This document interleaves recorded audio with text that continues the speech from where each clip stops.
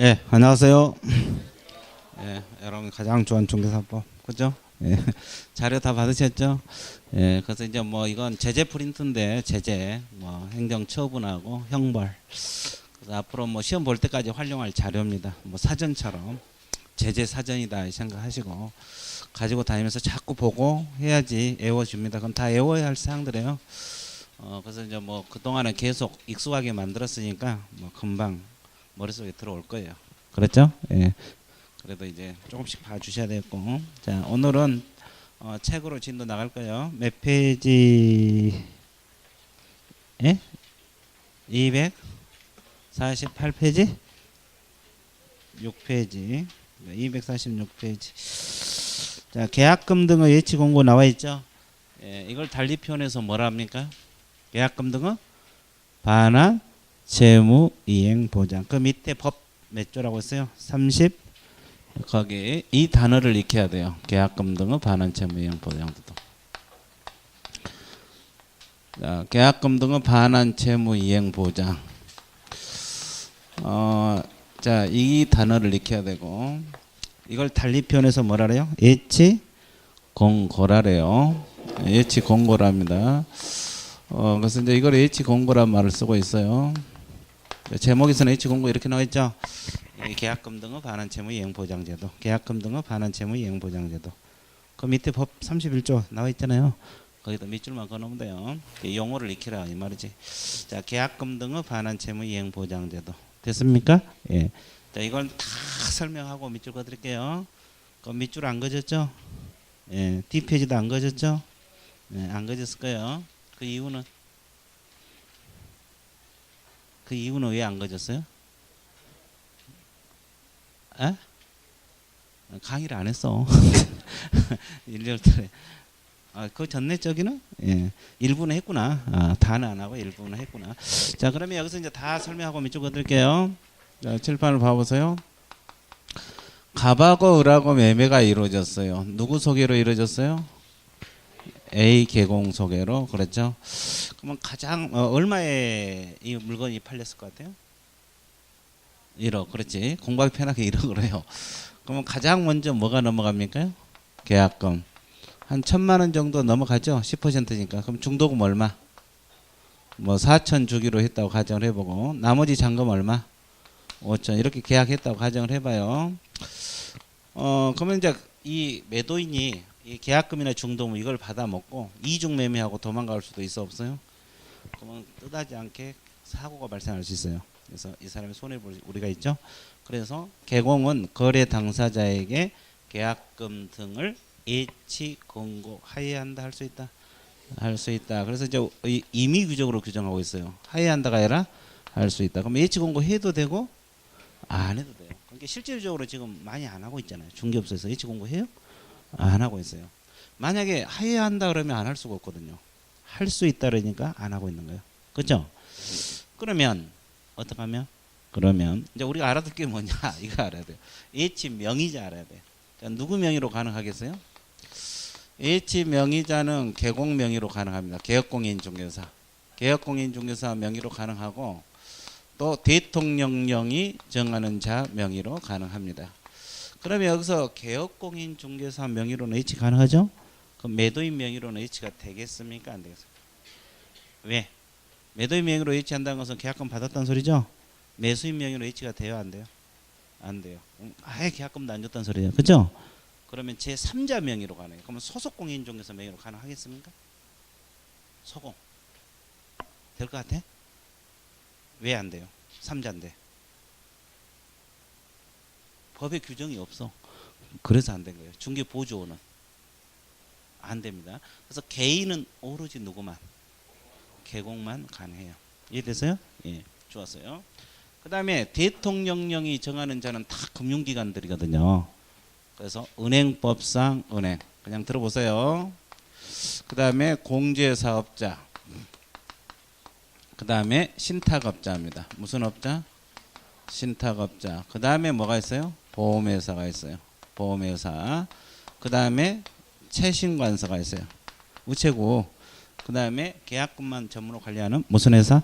전문회사들이 있어요. 그러면 이걸 어떻게 이제 이것은 방법이 없어요. 암기를 하지 않으면 문제를 풀 수가 없는 거예요. 뭐 이건 이해하고 말고 없어요. 그래서 문제를 풀려면 무조건 암기가 돼야 돼요. 그래서 이제 앞으로 두 문자를 할 거예요. 응, 공, 신, 보, 채, 전 이렇게 암기합니다. 어떻게 한다? 응, 공, 신, 보, 채, 전. 집에 갈 때도 응, 공, 신, 보, 채, 전. 학원 올 때도 응, 공, 신, 보, 채, 전. 이렇게 지각할 때도 응, 공, 신, 보, 채, 전. 이렇게 하죠. 이제 빨리 할 때도 응, 공, 신, 보, 채, 전. 이렇게 한 거예요. 은이 은행, 공이 공제사업자, 신이 신탁업자, 보가 보험회사, 채가 채신관서, 전이 전문회사. 이렇게 암기해 보세요. 이건 이해하고 해갖고는 문제를 풀 수가 없는 거야. 암기를 해야지 풀 수 있는 거고. 그 다음에 또 하나 H기관 알아야 돼요. H기관은 뭐냐? 자, 금융기관입니다. 무슨 기관? 금융기관에서 금 이렇게 해서요. 자, 공제사업자에서 뭐다? 공. 그죠? 자, 그 다음에 신탁업자에서 뭐요? 신. 등입니다. 등. 등 속에는 뭐가 들어가요? 보험회사하고 채신관서가 들어가요. 그러니까 결론적으로 예치 명의자하고 기관하고 거의 비슷하죠? 그래서 순서를 내가 바꿨어요. 저 응공신을. 여러분 교재는 이 순서가 이게 아니야. 이해됐어요? 여기하고 맞추려고. 그래서 이제 H기관은 금, 공, 신, 등 이렇게 하는 겁니다. 어떻게 한다? 금, 공, 신, 등. 되게 재밌어요. 근데 처음에만 그러지 이게 해놓으면 되게 재밌어요. 자, 금, 공, 신, 등. 아주 좋죠. 재밌죠? 재밌어요? 안 재밌어요? 재밌어요. 보지도 않아. 자, 그 다음에 예치 대상 금은 어떤 걸 예치 가능해요? 예치 대상 금? 자, 계약금만 가능합니까? 중도금까지 가능해요? 잔금까지 다 가능해요. 그러니까 이것만 예치할 수도 있고 계약금하고 중도금까지 할 수도 있고 계약금, 중도금, 잔금까지도 예치할 수 있다는 거. 개념 잡았어요? 자, 그 다음에 예치 기간은 언제까지? 기간. 거래계약? 자, 완료인데 이행 완료입니다. 거래계약 무슨 완료? 거래계약 무슨 완료? 거래계약 무슨 완료? 거래계약 무슨 완료? 이행을. 아, 그 말이구나. 자, 쉬워요, 어려워요? 되게 쉽죠. 자, 그래서 이제 이것을 가볍게 정리해주고 그 다음에 하나 더. 자, 우리가 이제 여기는 금융기관이니까 예치해놔도 큰 문제가 안 생겨요. 근데 여기는 개공 명의로 예치해놓으면 개공이 돈 찾아 써버리고 돈 달라면 없다. 그럴 수도 있죠. 그러면 이제 그래서 개공에게는 몇 가지 의무사항에 두고 있어요. 특칙을 두고 있다고. 별도로 의무사항을 두고 있어요. 자, 예를 들어서 중도금까지 개공 명의로 5천이 예치됐다고 가정을 해봐요. 은행에다가. 그럴 수도 있어 없어요? 금융기관에다가. 그럴 수도 있잖아요. 근데 이 돈을 찾아 써보면 골치 아프다고 그래서 몇 가지 의무가 있는데 세 가지가 있어. 크게 분류해서. 거래 안전보장을 위해서 약정을 하려 했어요. 나중에 예치된 금액 어떻게 인출할 것인지 중간에 계약이 해지됐을 때 어떻게 할 것인지 이런 거래 안전보장을 위해서 약정을 하는 것이 첫 번째 의무고 그 다음에 개공은 자기 예금 통장이 있을 수 있어 없어요? 그러면 저건 나무 돈이죠. 저걸 통합해서 관리하면 되겠어 안 되겠어? 그래서 자기 예치금과 분리해서 관리하여야 하며 의무조항입니다. 거래 당사자 동의 없이 인출해서는 아니 된다. 거래 당사자 동의 없이 인출해서는 아니 된다. 이건 당연한 소리죠. 근데 분리해서 관리하면 또 뭐 돼? 누구 명의로 돼 있어요? 자기 명의로 돼 있잖아요. 그럼 마음만 먹으면 언제든지 찾아 써버릴 수 있어 없어? 있어요. 그러니까 안전장치가 또 필요해요. 그래서 저 예치 대상이 되는 계약금, 자 저기 얼마 예치됐어요? 5천. 저 금액만큼 다시 보험 들어야 돼. 보험은 보증보험 가입하든지 또 뭐 하든지 공제 가입하든지 공탁 하라. 그럼 셋 중 하나 가입하면 여기서 증서들이 나와 안 나와? 이 사본을 누구에게 건네줘야 돼요? 거래 당사자 쌍방입니다. 거래 당사자에게 교부하거나 전자문서를 제공하라 이렇게 나와 있어요. 이해됐어요? 자, 이것이 바로 안전장치를 또 하라는 거예요. 만약에 개공이 못 돌려주면 보험회사로부터 돌려받을 수 있게끔. 개념 잡았어요? 그러면 개공으로 예치하면 다시 보험 들어야 돼, 안 들어야 돼? 들어야 돼. 개공 명의로. 불편해, 안 불편해? 불편해. 하여튼 그래요. 그러면 이게 뭐예요? 이게요. 이 단어가 뭐예요? 의무잖아요. 그럼 의무를 위반하면 제재가 있겠어 없겠어? 있겠죠. 그럼 이 세 가지 의무를 위반했다. 어떤 제재 들어가겠어요? 자, 찍어봐요. 어떤 제재? 왜 업무정지입니까? 그냥 업무정지라고 공부했어요? 아, 책에 업무정지로 나와 있어요. 아주 좋았어요. 아주 좋았어요. 입 다 나왔어요? 아주 좋았어요. 아주 좋았어요. 자, 그래서 이제 업무정지입니다. 아주 좋았어요. 업무정지. 그래서 모르면 뭘 찍어야 돼? 거기 업무정지 사유 있다 없어? 이법 위반이거든요. 그렇죠? 여러분 업무정지 맨 밑에 보면 이법 또는 이법에 의한 명령에 위반한 경우 그 속에 들어가 있어요.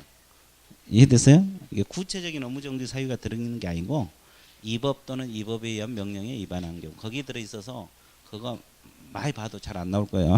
하여튼 업무정지입니다. 무슨 정지? 업무정지. 그래서 내가 뭐라 그랬어요? 모르면 뭘 찍으라 그랬어요? 업무정지를 찍어라 이 말이에요. 그죠? 모르면 업무정지 찍어라. 자, 여기까지. 그럼 하나 더 하고 그럼 하나만 더 하면 이 내용이 완벽하게 끝나거든요. 하나 더 해볼게요. 자, 이 지금 계약금하고 중도금 이 매도인이 미리 받아야 할 돈이죠. 받았어요? 예치돼 있어? 그러면 매도인이 돈이 필요하면 이 돈을 찾아갈 수 있는 방법이 있겠어 없겠어? 예치해놓고 나서 찾아갈 수 있어? 계약 끝나기 전에? 예, 가능한 거 있어요.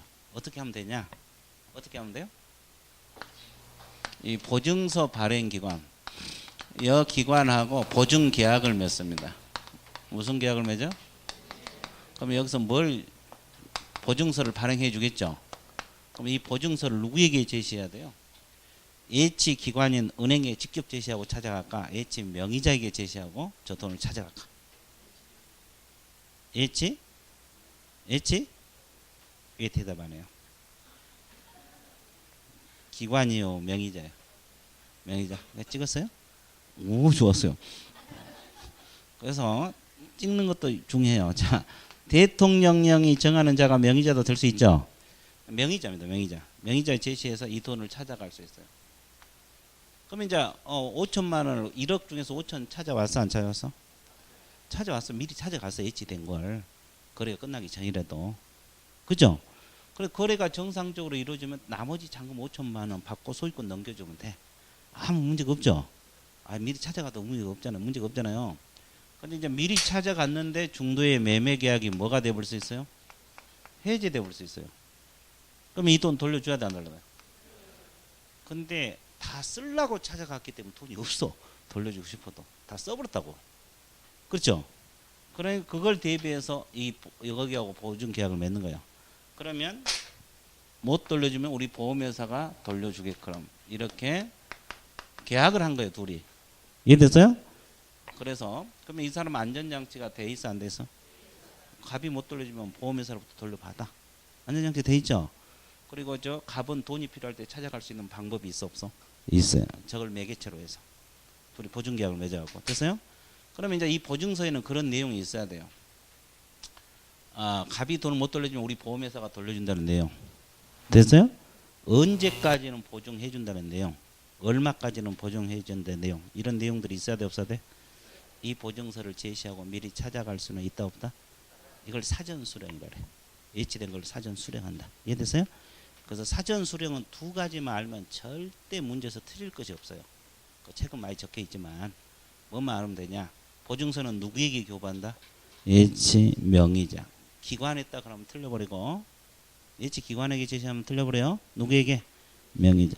그 다음에 또 이 보증서 발행기관 딱 알고 있으면 돼요. 보증서 발행기관은 어디냐면 금융기관하고 무슨 기관? 금융기관하고 보증보험회사예요. 그냥 보험회사가 아니라 보증보험회사입니다. 그래서 이제 이걸 앞으로 금보라고 할 거예요. 금보. 됐어요? 예. 이 두 가지만 알고 있으면 틀리고 싶어도 막 맞아.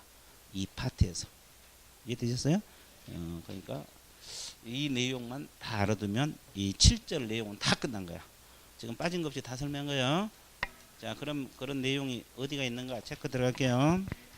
247페이지 맨 밑에 H 공고 있어요. 청세. 제도 취지는 볼 필요 없고 그 2번 H 공고 있죠.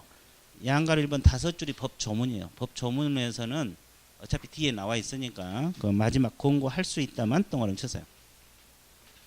권고하여야 한다가 아니라 이게 중요해요. 하여야 한다가 아니라 할 수 있다. 이게 중요하다고. 임의적 규정이란 거. 자, 뒷페이지 넘어가세요. 자, 청색 2번 H 명의자 나와 있어요. 첫째 줄 개업공인중개사 또는 대통령령이 정하는 자. 그렇게 나와 있어, 안 나와 있어? 그러면 자, 거래 당사자 안 되고 소공 보존 다 안 돼요. 그러면 양가로 1번부터 6번까지가 대통령령이 정하는 자입니다. 양가로 1번부터 몇 번까지? 0번까지가 대통령령이 정하는 자인데 그 두 문자 동그라미요. 은행법 일단 은행에서 어디 동그라미? 은. 보험회사에서 어디? 보. 신탁업소 어디? 신. 채신관서에서 채. 공제사업자에서 공. 전문회사에서 근데 순서가 칠판하고 같아야 달라요. 다르죠. 그러니까 그 옆에다가 응, 공, 신, 보, 채, 전 이렇게 써놓으세요. 앞으로는 응공신 보채전으로 할 거예요. 여러분들 저하고 같이 움직여줘야 되니까 응공신 보채전으로 갈 거라고. 이해 됐죠? 그 다음에 청색 3번 첫째 줄, 두 번째 줄 H기관 나와 있습니까? 금융기관에서 금 첫째 줄, 공제사업자에서 공 두 번째 줄, 신탁업자에서 신 등까지 동그라미. 등은 마지막 째줄, 보험회사 채신관서가 있어요. 마지막 째줄 후단에. 이해되셨어요? 그래서 금, 공, 신, 등 이렇게 한 거예요.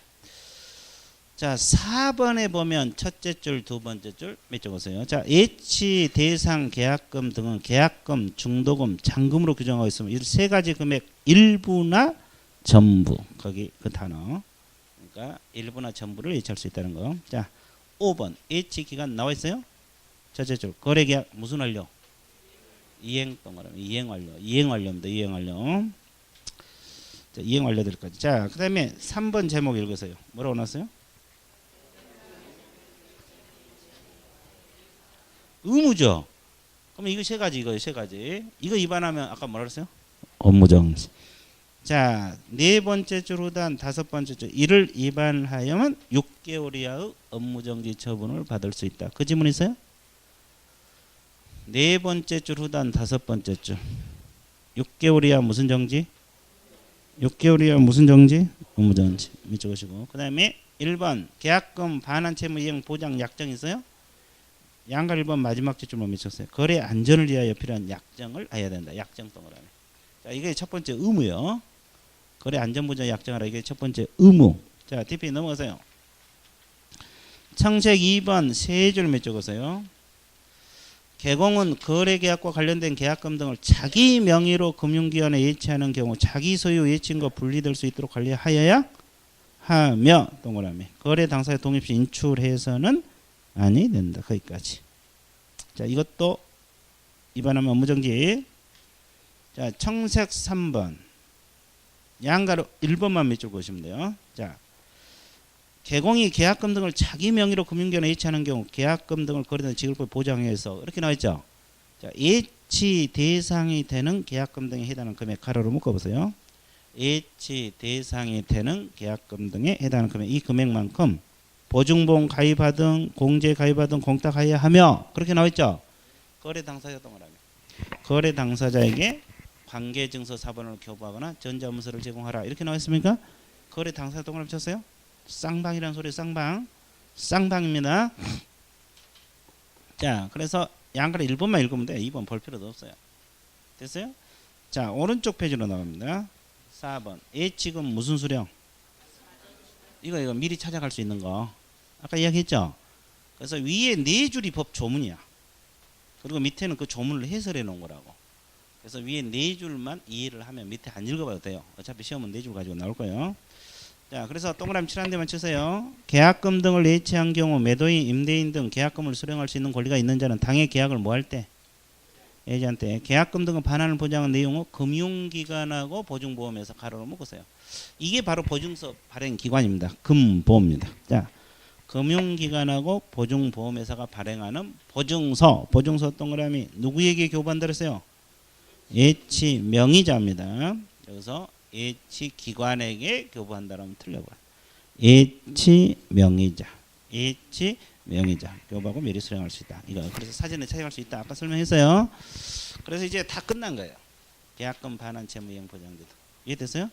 자, 이걸 가볍게 읽어두시면 좋아요, 안 좋아요? 좋아요. 끝났어요. 자, 문제 나오면 맞출 수 있겠죠? TP에 샥 넘어가세요. 어떻게 넘어가? 자, 이제 중개 보수 들어갑니다. 보수에는 몇 문제 정도 나온다 그랬어요? 261쪽. 보수는 몇 문제 정도 나올까요? 2문제 정도 나와요. 이 보수 파트에서는 계산 문제 한 문제, 이론 문제 한 문제, 거의 2문제 고정화되어 있어요. 더 나올 수도 있는데 더 나오면 다른 데서 또 못 내니까 한 2문제로 보면 돼요. 그래서 이제 총설은 볼 필요 없고 2절 중개 보수 나와 있어요? 자, DP에 넘겨놓으세요. 중개 보수가 뭐예요? 중개 보수가 뭐다? 중개 보수 개념을 서술하셔. 그래서 그렇게 문제 나오면 써야 돼, 안 써야 돼? 어떻게 쓸까요?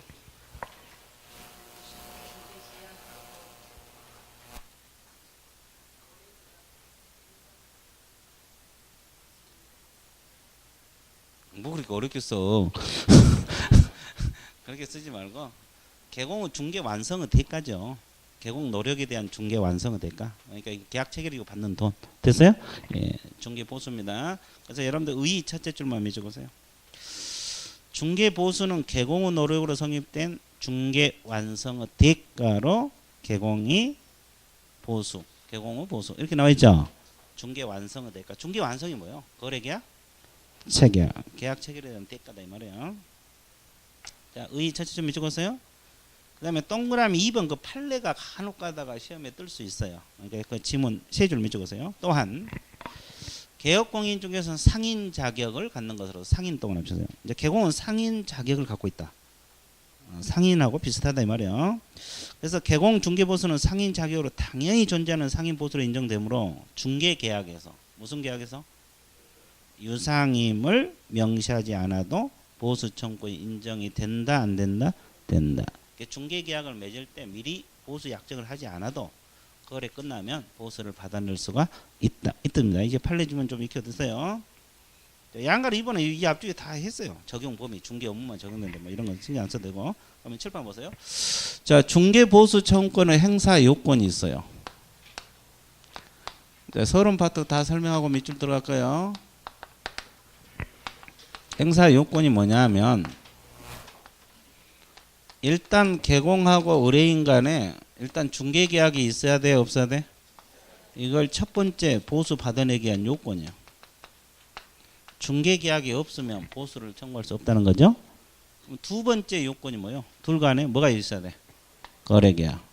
거래계약이 중개완성이란 말을 쓰고 있어요. 여기서는 중개완성이 돼야 된다. 그 다음에 세 번째 요건이 뭡니까요? 개업공인중개사 중개 행위로 인해서 거래가 끝나야 돼. 이걸 인과관계로 말을 써요. 자, 누구 소개로 거래가 끝나야지? 개공 소개로 끝나야지. 자, 몇 가지? 세 가지가 이제 청구권의 행사 요건. 그럼 여기서 가장 애매모호한 것이 뭐예요? 인과관계. 있냐 없냐? 애매모호한 것도 있죠. 그럼 뭘 공부하라 그랬어요? 판례. 그죠? 그럼 이거 인과관계 있나 보세요. 개공은 을을 소개해 줬어요. 개공은 을을 소개해 줬는데 갑은 병하고 계약을 했어요. 병이 여기서 말하는 제3자입니다. 그럼 인과관계 있어요? 없어요? 없죠. 왜? A가 병을 소개해 줬어 안 해줬어? 그래서 당연히 보수 못 받는 거지. 그러죠? 예. 그러면 어떻게 하면? 이건 인과관계가 있나 보세요. 개공이 일을 하다가 중간에 중단이 됐어. 계약이 안 이루어졌어. 그럼 인과관계 있어 없어? 없어요. 못 받아. 근데 이제 개공이 거래를 거의 완성해놨어. 다 완성을 해놨는데 계약서만 쓰는데 배지가 됐어. 그럼 받을 수 있어 없어? 그건 있어요. 인과관계 있다고 있는 판례가 나와 있어요. 자, 그러면 이건 봐보세요. A가 을을 소개해줬는데 을은 비싸다 그러고 갑은 제값 받아야 된다. 그래서 우리 가격 절충이 안 됐어요. 가격 절충이 안 됐는데 며칠 뒤에 자기들끼리 연락을 해서 가격 절충하고 계약을 해버려요. 누구를 빼버리고 개공 빼버리고. 이건 인과관계 있어 없어? 그럼 받아낼 수 있죠. 그러면 전속 중개는 이런 것이 위약금죄로 보수 전액을 위약금으로 물으라고 기억나? 중개보수에 해당하는 거면. 그죠? 근데 일반 중개는 전혀 법에 규정이 없어. 근데 판례가 나와 있어. 이런 현상이 워낙 많이 일어나니까. 그래서 가박을은 신의 성실 원칙에 위배했기 때문에 보수 지급하라고 판결을 내렸거든요. 그럼 인과관계 있다는 소리죠? 그럼 얼마만큼 지급하라고 판사가 판결을 내렸을 것 같아요? 보수 전에? 여기는 보수 범위에서 얼마? 하여튼 좋아. 여기는 전에. 좋아. 저기는 전에. 오랜만에 봬요. 오랜만에 뵙다. 전액이 아니고 중개 활동에 상응한 보수. 중개 활동에 상응한 보수. 그러면 개공이 노력한 만큼, 기여한 만큼 이게 보수 전액이 될 수도 있고 일부가 될 수도 있다 없다? 있다. 그래서 이제 중개 활동에 상응한 보수 됐어요? 이게 판례 1, 2월 달에 밑줄 그어줬어요. 이제 뭐 그러지. 여기까지 이해됐어요? 그러면 하나 더. 몇 개 더? 그러면 중개 보수 청구권의 발생 시기는 언제로 봐요? 발생. 중개 계약으로 봐야 돼요? 거래 계약으로 봐야 돼요? 다 중개 계약이라는데 혼자 강력하게 거래 계약이라고 생각하십니까? 이렇게 날이 더워도? 좋았어요. 중개 계약입니다. 무슨 계약? 근데 실질적으로 그러니까 이게 중개 계약 이때 보수 청구권이 이미 발생을 해. 이걸 조건부로 해서 미리 거래 계약을 조건부로 해서 미리 발생한다고. 근데 실제로 돈을 받아내려면 거래가 있어야 돼 없어야 돼? 그래서 발생 시기하고 행사 시기는 구별하라고 했죠. 이것이 거래 계약입니다. 자, 그래서 발생 시기는 무슨 계약? 행사 시기는 거래 계약. 발생 시기는 중개 계약. 행사 시기는 거래 계약. 이거. 그다음에 하나 더. 그럼 보수는 누가 부담을 해요? 일방이 부담해요, 쌍방? 쌍방이 각각 부담한다는 거 다 알고 계시죠? 자, 그다음에 또 하나. 그러면 개공 소개로 거래가 이루어졌다가 누구 소개로 거래가 이루어졌다가? 개공 소개로 거래가 이루어졌어요. 둘이 거래 계약이 이루어졌다가 이 계약이 무효가 되거나 취소가 되거나 해제돼 볼 수 있어 없어요? 그러면 개공이 중개 보수 받아내야 되냐 이 말이야. 개공이 딱 계약 끝내놨다가 계약이 해제됐다고. 자, 받아낼 수 있을 것 같아요? 없을 것 같아요? 오케이. 무조건 있어? 예, 하여튼 있다. 여기 예. 있을 것 같아요? 없고 뭐 정반대가 나왔어. 우리 개공이 고의 과실 있으면 못 받고 또 의뢰인 사정으로 잘못되면 받을 수 있고. 좋아. 저렇게 대답이 나와야 돼. 아주 좋았어요. 자, 이것은 항상 몇 가지? 두 가지. 개업공인 중개사의 뭐 때문에? 고의 등 과실로 인하여 무효 취소 해지되면 중개보수 받을 수가 있다 없다? 없다. 그러니까 이것은 예를 들면 이거요. 우리 개공은 물건에 하자가 있냐 없냐를 확인 설명할 의무 있어요 없어요? 고의가 됐건 과실이 됐건 확인 설명을 제대로 이행하지 못했어. 근데 이 사람이 건물 샀는데 하자 때문에 나는 도저히 계약을 못하겠다. 그래서 민법상 담보 책임을 물어서 이 계약을 해지할 수 있거든요. 그러면 누가 원인을 제공한 거예요? 개공. 그러니까 보수를 못 받아요. 손해가 발생하면 손해배상까지 져야 되고. 누구 사정 때문에? 의뢰인 사정 때문에 무효 취소 해지되면 보수 받을 수 있어 없어요? 그러니까 예를 들어서 개공은 거래 끝내줬잖아요. 그러면 계약서에 언제까지 중도금 지급하라고 적혀 있어 안 적혀 있어? 근데 을이 중도금을 지급하지 않는 거예요. 그러면 채무 불이행이잖아요. 그러면 매도인은 채무 불이행 책임을 물어서 계약을 해지할 수도 있어 없어? 있어요. 그러면 이것은 이 사람 잘못 때문에 해지된 거잖아요. 그럼 개공은 중개 완성 해줬어 안 해줬어? 완성이 거래계약 체결이니까 잔금 넘어갈 때가 아니고 개공할 일은 끝내줬어요. 그러니까 이것은 당연히 보수를 받을 수 있다 없다? 있다. 있어요. 그러면 을이 잘못해갖고 해지됐을 때는 누구에게 보수를 받아? 각각 받아? 을에게만 받아? 각각 받아요. 개공할 일은 끝내줬어 안 끝내줬어? 끝내줬어. 개공 각각 받는 거예요. 그럼 보수를 받을 수 있다. 됐어요? 그럼 하나만 더 하고 밑줄으로 갈게요. 보수 지급 시기는 언제로 봐야 돼? 중개 보수 지급 언제 지급해야 돼? 잔금 지급? 확실해요? 에? 그러니까 중개 보수 지급 시기는 언제로 봐? 일단 약정이 있으면 뭐에 따라야 되고? 약정에 따르게 돼 있어요. 그러면 약정이 없으면 거래대금 지급이 완료된 날. 거의 잔금 지급 시. 약정이 없으면 거래대금 지급이 완료된 날. 잔금 지급할 때. 그러니까 약정이 있으면 일단 약정이 따라야 돼요. 이게 결론적으로는 뭐냐면 계약 체결 시부터 보수가 받을 수 있죠. 계약 체결부터 잔금 넘어갈 때 그 사이에 약정이 가능하고, 없으면 거래대금 지급이 완료된 날 그때 청구합니다. 자, 이게 바로 이제 서론 파트에서 나오는 내용이에요. 그러면 이런 내용을 다시 한번 확인하고 밑줄 그어드릴게요. 자, 어디로 가야 되냐면 262페이지 청색 2번 제목이 뭐예요? 보수 청구권은 무슨 요건? 행사 요건. 양가로 1번 제목 밑줄 그으세요. 263페이지 제목. 무슨 계약이 있어야 된다? 중개 계약이 없으면 안 돼요. 중개 계약이 있어야 된다. 이거 첫 번째고, 그 동그라미 1번 두 줄 밑줄 그으세요. 보수 청구권은 중개 계약 시 동그라미. 완성을 정지 조건은 보수 조건이 발생 동그라미. 자, 중개 계약 시 발생한다는 거.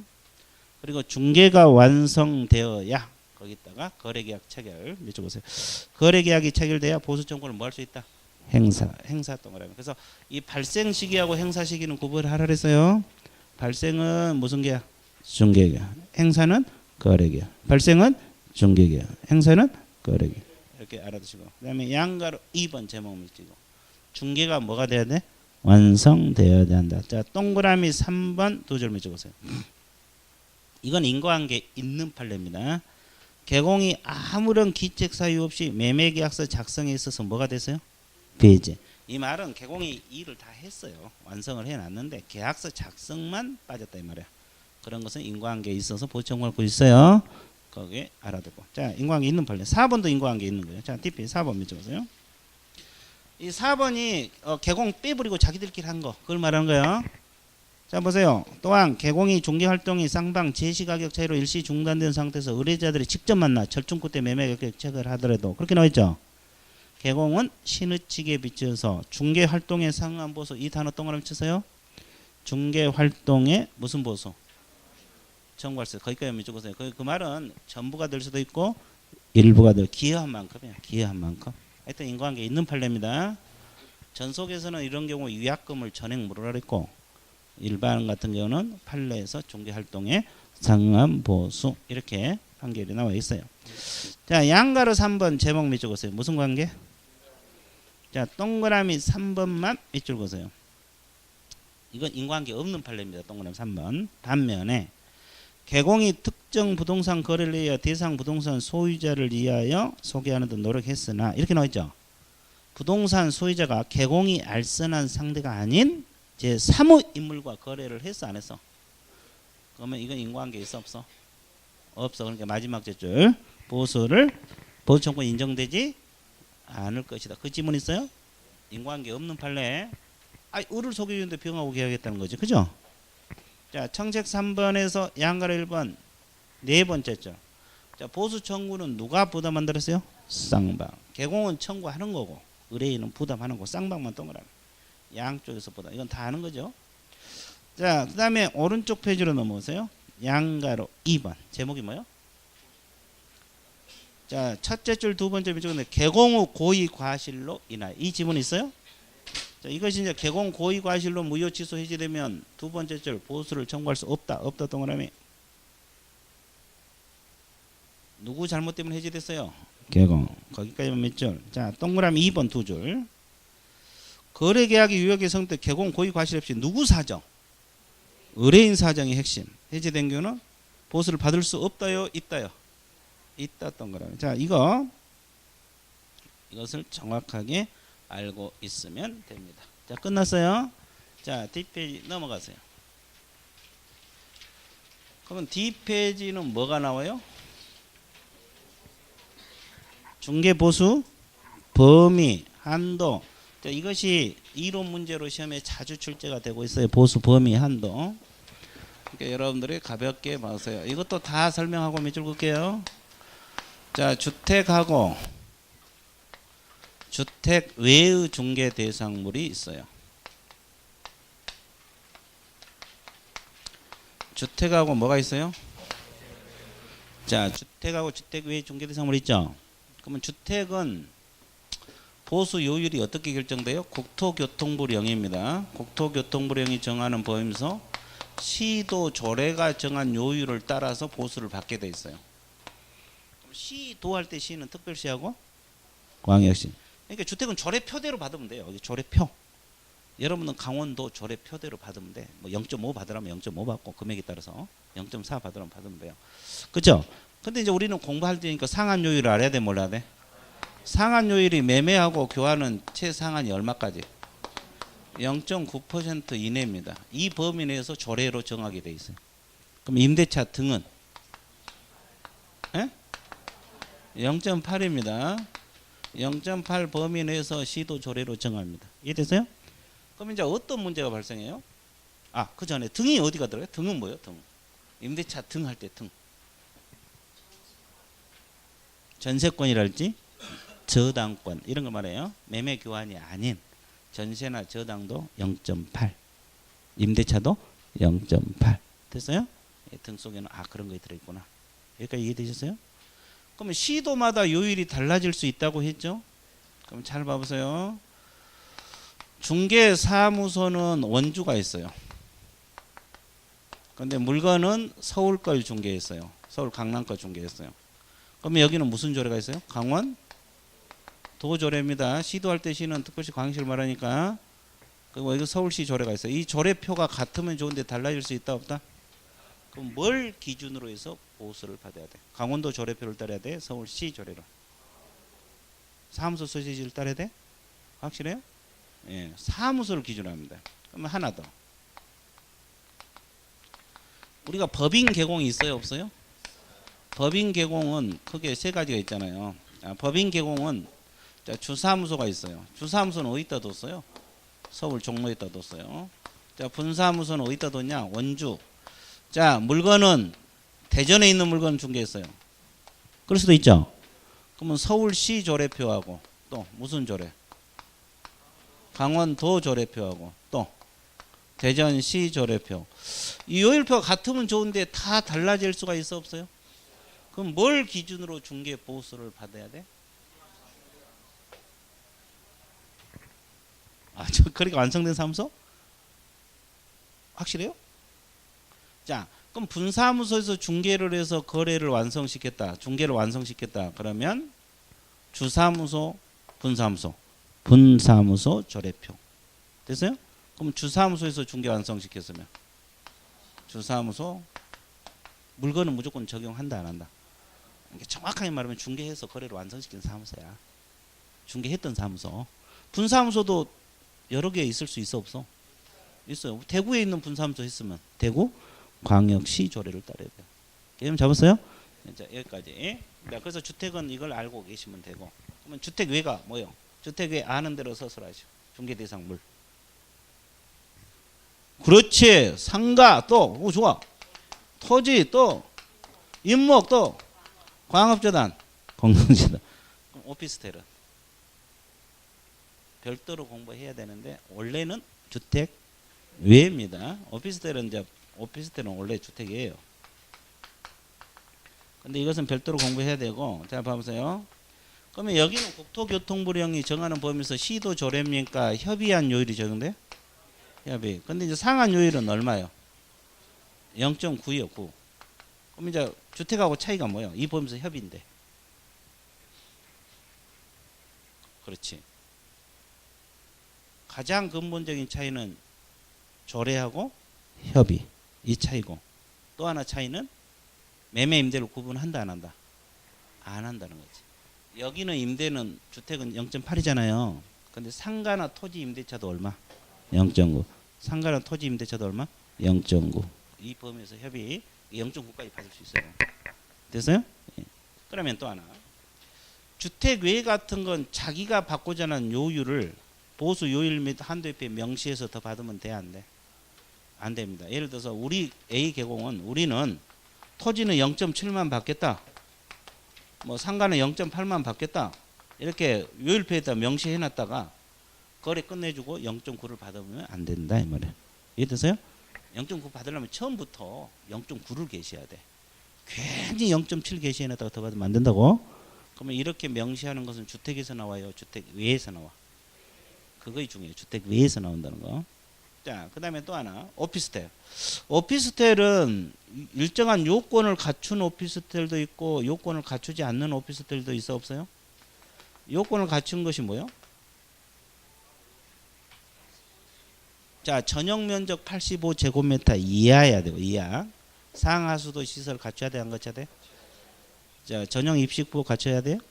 수세식 화장실, 목욕시설 다 갖춰야 돼, 다. 그러면 이것은 매매 교환은 요율이 얼마? 이 요율은 외워야 돼. 방법이 없어요. 이건 문제가 제시가 안 돼요. 원래 요율은 뭐 안 외워도 되거든요. 근데 이제 이 오피스텔 요율은 외워야 돼요. 자, 매매 교환은 얼마? 0.5. 임대차 등은 0.4입니다. 자, 그리고 요건을 갖추지 않는 것은 원래 주택 외라 그랬잖아요. 그러니까 얼마? 0.9 범위 내에서 협의 똑같아요. 주택이하고. 이해됐어요? 예. 그래서 이제 이걸 알고 있으면 된다. 이것이 바로 범위 한도 내용입니다. 자, 끝났어요, 안 끝났어요? 하나만 더 하고, 진짜 하나만 더 하고 밑쪽으로 갈게요. 하나만 더 하고 밑쪽으로 갑니다. 자, 질문 던질게요.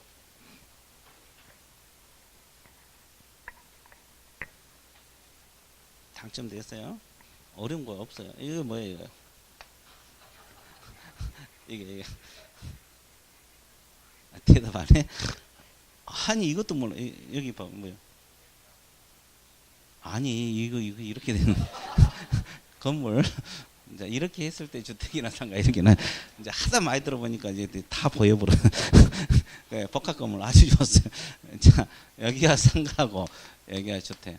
그러면 이걸 일괄 매매할 수도 있어, 없어? 그러면 이 보수 계산할 때 이걸 주택을 놓고 계산해야 되냐 상가를 놓고 계산해야 되가 보수 2배 가까이 차이가 나잖아요. 왜냐하면 요율표는 보통 0.4에서 6으로 규정돼 있어, 조례표가. 금액에 따라서. 그리고 상가는 0.9까지 받을 수 있죠. 보수가 2배 가까이 차이가 날 수 있어. 그럼 주택을 놓고 계산해야 돼요, 상가를 놓고 해야 돼요? 각각 계산해야 돼요. 일괄 매매했을 때 면적 비율로 계산합니다. 그럼 주택 면적이 무엇보다 커버리면 그럼 뭘로 봐야 돼? 주택으로 봐요. 그러면 시도 조례를 따라야 되겠죠? 조례에 대한 요율표를 따라야 되고. 그러면 주택보다 뭐가 커버리면 상가 보면 상가로 봐서 협의죠, 협의? 0.9 범위에서 협의. 그러면 딱 같으면 예? 주택으로 봅니다. 그러니까 면적이 상가 면적하고 주택하고 똑같아요. 뭐 같이 올라가니까 똑같을 수 많죠. 그때는 주택으로 봐요. 그러면 이게 주택 면적이 2분의 1 이상이라고 표현하고, 여기는 주택 면적이 2분의 1 미만이라고 표현해요. 됐어요? 예, 그래서 이거 계산 문제로 나올 수 있고 이론 문제가 나올 수 있어요. 계산 문제는 이거 말고 있으면 쉬워. 그죠? 예, 근데 이론 이상이냐 미만이냐 신경 써야 돼. 이상은 같은 것까지 들어갑니다. 자, 그래서 범위 한도는 끝났어요. 자, 밑줄 그어드릴게요. 267페이지 양가로 1번에서 동그라미 1번 세 줄 밑줄 그으세요. 자, 중개 대상물인 건축물 주택 면적 2분의 1 뭐일 때? 이상 동그라미 이상이란 말은 같은 것까지 들어가 주택으로 봅니다. 거기 주택으로 분류한다는 말. 그러면 C도 조례죠? 자, 2분의 1 뭐일 때? 미만 동그라미 주택 외로 봐. 협의입니다. 협의. 이 지문 알아두셔야 되고 저걸 말하고. 그 다음에 양가로 2번에서 동그라미 1번 5줄 밑줄 보세요. 주택 보수는 국토교통부령 동그라미. 국토교통부령이 정하는 범위에서 특방도 조례 절한다. 이것이 시도 조례로 정한다 이 말이에요. 그럼 세 번째 또 주택 보수는 쌍방으로부터 각각 밭에 일방으로부터 받을 수 있는 한도는 매매 교환은 얼마? 1000분의 9. 이거 0.9란 소리예요. 같은 말이고. 임대차 등은 1000분의 8. 그럼 이 등 속에는 뭐가 들어가요? 전세권, 저당권. 이해됐어요? 예, 뭐 이런 게 들어가요. 자, 동그라미 3번 첫째 줄 두 번째 줄 밑줄 보세요. 중개 대상 무르 소재지하고 사무소 소재지가 다르면 뭘 기준으로 한다? 사무소를 기준으로 한다고 이야기했고, 그죠? 자, 동그라미 4번 밑에 두 줄 따라서 있어요? 맨 밑에 두 줄. 법인 주사무소하고 분사무소가 각 각각 다른 시도에 속한 경우라면 중개 보수는 분사함수 소지 조례가 적용되게 타당한다 이렇게 나와 있죠. 이거의 정확한 표현이 아니에요. 아니에요. 어디서 중개했을 때 분사함수 중개했을 때 분사함수 조례입니다. 그럼 반대로 주된 사함수 중개하면 주된 사함수. 그래서 이 지문이 정확한 표현이 아니에요. 분사함수 중개했다는 말이 들어가야지 정확한 표현이 됩니다. 그렇게 알고 계셔야 돼. 정확하게 말하면 중개한 사무소야. 무슨 사무소?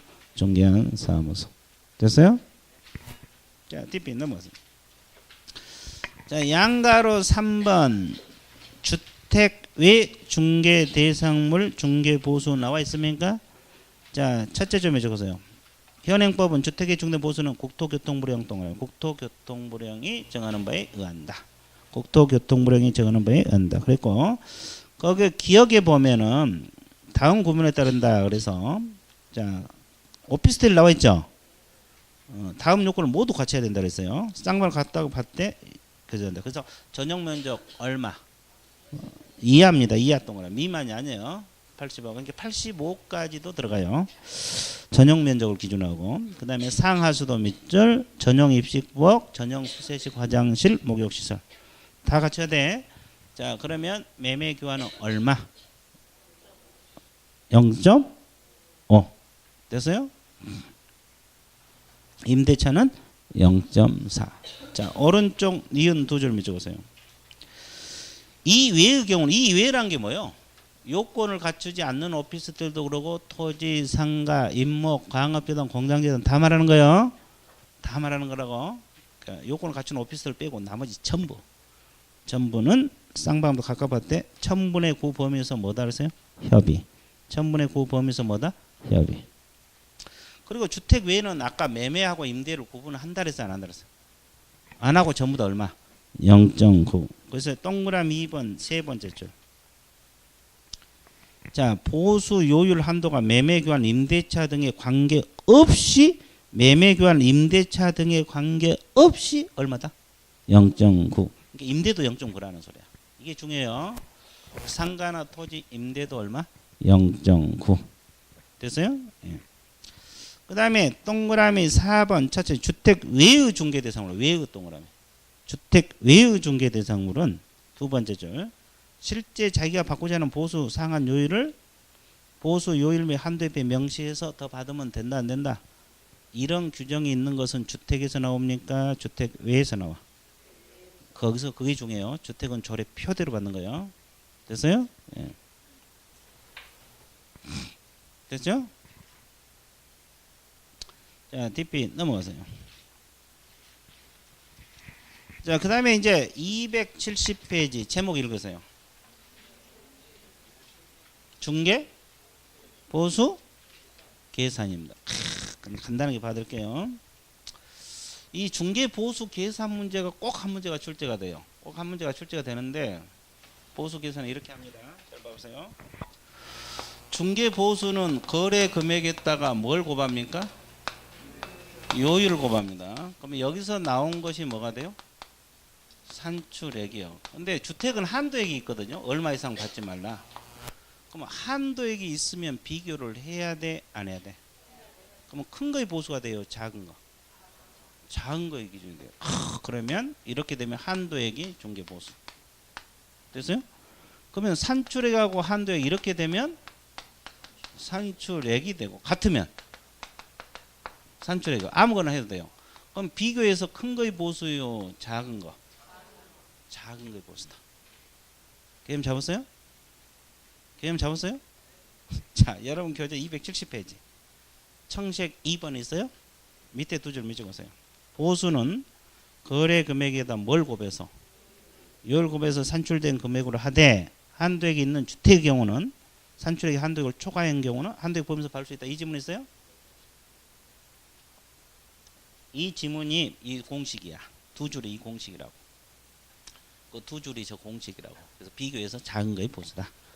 작은 거의 보수다. 개념 끝났죠? 자, 그 다음에 또 하나. 그러면 이제 여기서 거래 금액은 매매는 뭐가 거래 금액이 돼요? 매매는? 매매? 대금이 됩니다. 그러면 3억이면 3억 곱하기 요율이요. 이해됐어요? 뭐 공부할 것도 없고. 그러면 여기서 보세요. 이런 경우는 뭐 어떻게 계산해요? 갑의 건물을 을하고 매매를 했어요. 그럼 이 사람 매도인이죠? 이 사람이 매수인. 근데 이 사람이 곧바로 임대를 놓습니다. 누구에게 임대를 넣었어요? 갑에게. 그러면 이렇게 임대차도 같이 이루어진 거예요. 그럼 이사 갔어 안 갔어? 그럼 개공이 둘 다 중개했어. 그럼 이건 매매 보수만 받아야 돼? 매매 임대 다 받아야 돼? 에? 매매만 받습니다. 왜 그러냐면 우리 법에서 물건이 같아야 되고 동일한 중개 대상물 당사자가 뭐고? 같아야 되고 같은 기에 이루어지잖아요. 몇 가지가 갖췄어? 세 가지. 이걸 쓰리동이라고 그래. 무슨 동? 이런 건 매매 보수만 받으라. 개념 잡았어요? 이런 경우는 매매 보수만 받으라. 하나라도 빗나가면 별개 보수야. 그럼 이제 이것은 매매 거래 금액만을 적용한다. 이렇게 나와 있고.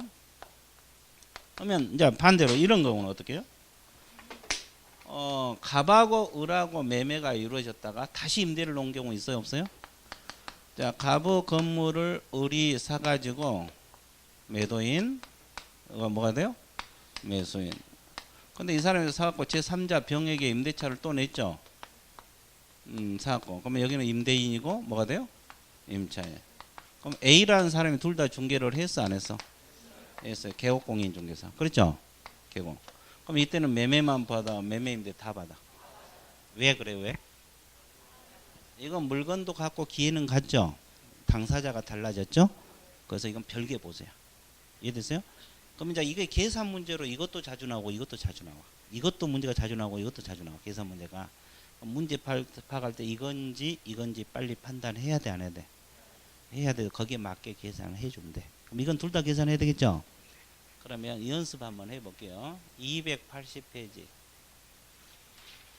7번 문제 한번 보세요. 280페이지 몇 번? 7번. 자, YC에 그렇게 나와 있죠? YC, 원주시라고 생각하면 돼요. 중개사무소를 둔 개공 A. 개공은 A네. 죽었어요. 매도인 갑하고 매수인 일간의 X주택을 얼마에 매매를 했어요? 2억. 동시에 을이 임차인 병에게 보증금 3천에 월세 얼마? 20만. 임대차가 있다. A가 을에게 받을 수 있는 보수 총액을 골라라. 이렇게 물어봤잖아요. 그러면 이것은 딱 보니까 쓰리동 문제가 아니죠? 아니잖아요. 그러면 각각 계산해야 돼, 안 해야 돼? 그럼 계산해 볼게요. 여기가 지금 매매가 얼마가 이루어졌어요? 2억입니다. 그렇죠. 여기는 보증금 얼마? 자, 임대차는 이따 하겠지만 보증금 플러스 월세액 곱하기 일단 100을 곱해요. 좀 이따 하겠지만 환산을 해야 돼. 그러면 이제 보증금 거의 얼마 지시됐어요? 3천만 원. 월세 20만 원 곱하기 100을 해요. 그럼 이거 환산하면 얼마 나와요? 5천만 원이 거래 금액이에요. 근데 이건 5천만 원이니까 70을 안 곱해요. 5천만 원 미만이 다시 계산해서 70 곱한 거예요. 그럼 5천원이 거래 금액이 그대로 가는 거고, 그죠? 여기는 2억이요 거래 금액. 그럼 이제 둘 다 계산해야 되죠. 그러면 여기 요율이 얼마 지시됐어요? 도표에서 2억에서 0.4라고 나왔어요? 2억에서 6억은 0.4죠? 그럼 뭘 곱해야 돼? 0.4. 그러면 얼마? 80만 원 나와요. 그럼 여기도 요율 얼마 제시됐어요? 0.4 나왔어요? 임대차 요율 0.4입니다. 그럼 여기도 얼마? 20만 원 나와요. 그러면 이쪽에서 얼마 받아요? 80만 원. 이쪽에서 여기서 20만 원 받아요. 근데 문제는 누구로부터 받을 수 있는 거 그랬어요? 을. 이제 출제자 묻기 나름이죠. 을에게 받을 수 있는 것은 매매, 임대 다 받을 수 있죠. 그럼 얼마? 100만 원이 정답이야. 그러면 이것은 이제 쓰리동 문제가 아니잖아요. 이것도 시험에 자주 나오고 저쪽도 시험에 자주 나와. 그러면 저쪽은 매매만 계산하면 돼. 임대차는 볼 필요도 없고. 여기는 둘 다 계산해야 돼, 안 해야 돼? 해야 돼. 그러면 이건 두 개 다 계산해야 되니까 시간이 좀 걸려, 안 걸려? 걸려. 이것은 시간 뺏는 문제지. 그죠? 자, 일단 이런 형식으로 자주 문제가 출제가 되고 있다는 거. 그러니까 일단 이론을 알고 계산하는 것이 뭐 연습하면 돼요. 아주 쉬워요. 됐어요? 막 눈물이 펑펑 쏟아져. 네, 조금만 더 해볼게요. 날이 덥죠? 에어컨을 더 틀어야 될 것 같은데. 자, 쉬는 시간에 좀 더 올려봐. 내려봐. 온도를 내려보라고. 자, 그러면 하나 더. 몇 개 더? 분양권은 어떻게 계산할까? 분양권? 아파트 분양권 중개할 수 있잖아요. 자, 분양권 한번 해볼게요. 분양권 중개했을 때 총 분양가가 5억이요.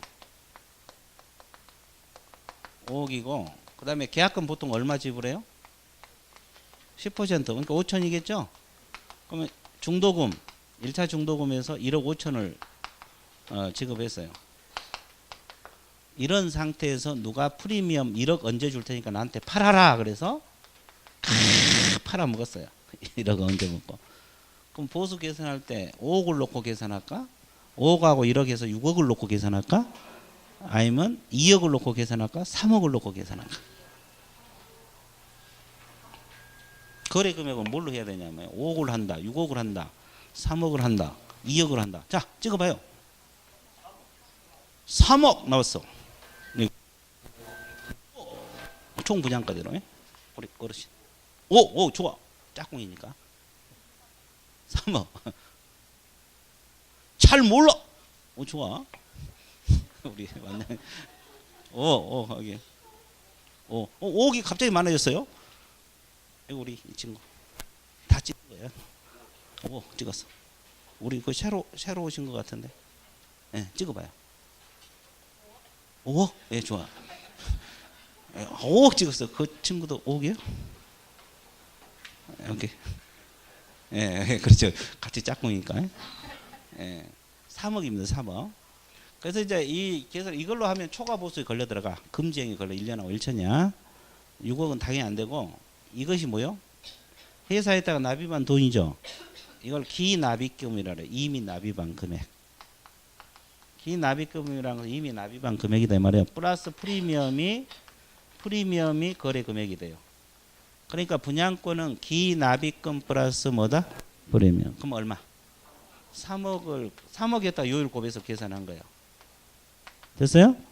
그러니까 분양권은 기납입금 플러스 뭐다? 프리미엄. 분양권은 기납입금 플러스 뭐다? 프리미엄. 분양권은 기납입금 플러스 뭐다? 프리미엄. 분양권은 기납입금 플러스 그렇죠. 내가 외워줘야지. 자, 밑줄 볼게요. 271페이지 넘어갑니다. 271페이지. 자, 양가를 1번 매매했죠, 여태. 첫째 줄 적으세요. 매매 계약은 매매 대금을 거래 금액으로 한다. 매매 대금 동그라미. 그 다음에 동그라미 2번 동일한 중개 대상물 동그라미. 동일 당사자 간의 동그라미. 매매를 포함한 둘 이상의 동일 기회 동그라미. 이때는 매매 계약에 관한 거래 금액만을 정해야 한다. 나와 있어요? 이게 쓰리동이고 이쪽이고 여기서 하나라도 빛나면 별개야. 그 다음에 동그라미 3번. 동그라미 3번 있어요? 판례는 동그라미. 분양권 전매 밑줄.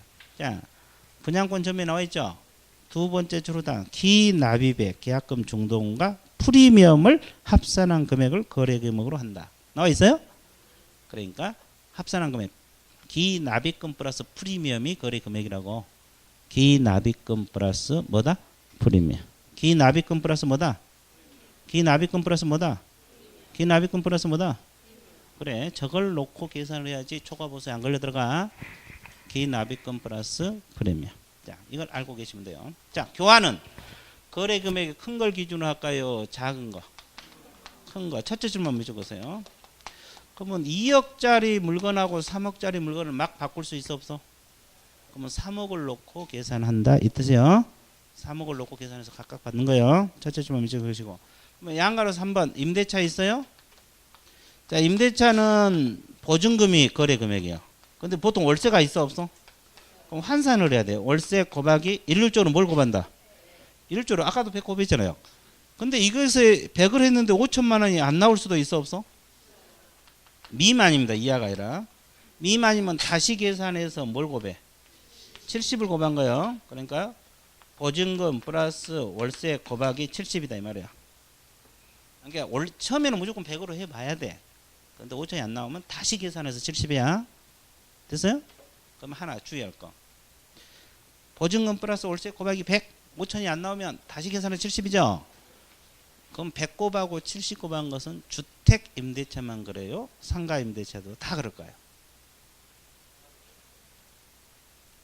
자, 벌써 흔들리잖아요. 이건 주택 임대차만 100곱하고 70곱할까? 상가 임대차도 100곱하고 70곱할까? 둘 다 나왔어. 좋아. 둘 다 나왔어. 여기도 둘 다? 둘 다 답니다. 여기서 말하면 다 맞아. 자, 그래서 거기 동그라미 1번.